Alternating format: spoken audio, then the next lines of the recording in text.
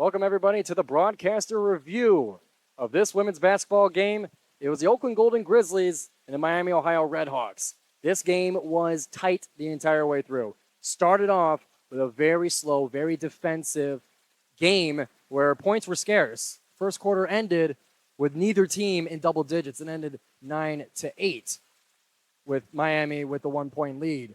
The offense picked up a little bit. The next quarter, each team scored 13 or more.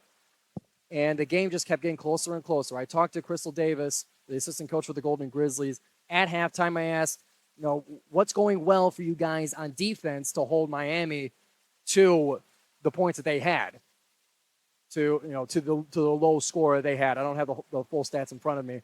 And she said the aggressiveness on defense and getting at them right from the get-go, to make it difficult for them to cross half court, to drain the shot clock before they even get a chance to get established. That's what was working for them on defense. But, of course, they were having their own struggles on offense. So I asked, hey, what's been missing on offense? And she simply said that we're not making shots. And then my final question, we're just going through the halftime questions, was about Amber Treader. She finished the game 19 points, 13 rebounds. 5 of those rebounds were offensive. And she was 9 of 16 from the floor. And at halftime, she had 12 and 10 already. She already had a double-double in the first half. And to stop her and to slow her down, I asked Crystal Davis, what do you do? And she said, you got to keep her out of the paint. And they did slow down the scoring a little bit, holding her to only 7 in the second half as opposed to the 12. But, it is what it is. But the game went down the stretch. It was close. It was no team, I don't think we got within more than a 6-point lead. So it was tight all the way through. And then in the final moments, Oakland had the last possession of a game that looked like it was destined for overtime.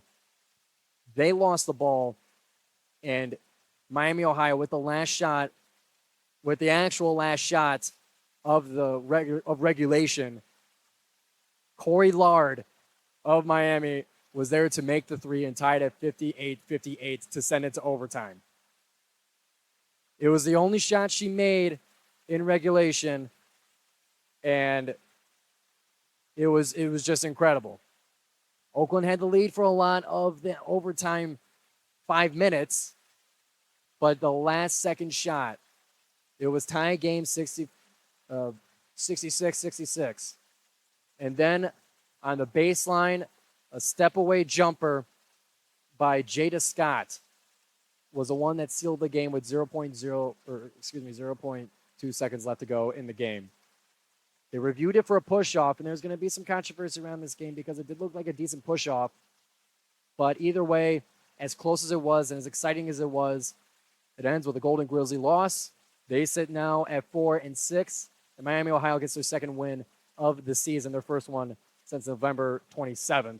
Where they beat Xavier in overtime. So for Miami, Ohio, they're battle-tested in overtime, it looks like. Still a lot to go in the MAC for them. And for the Golden Grizzlies, they will continue play starting Horizon League on December 29th at home against Northern Kentucky. Men's team are on the road for their start of the Horizon League season, so that will be the final game of the calendar year on WXOU. So we hope you guys tune in to more WXOU sports. Be sure to like and subscribe for all sports content from your favorite student radio station. I'm Giovanni Mosheri for the broadcaster review of Oakland's loss to Miami, Ohio, 68-66 in overtime. Thank you, everybody.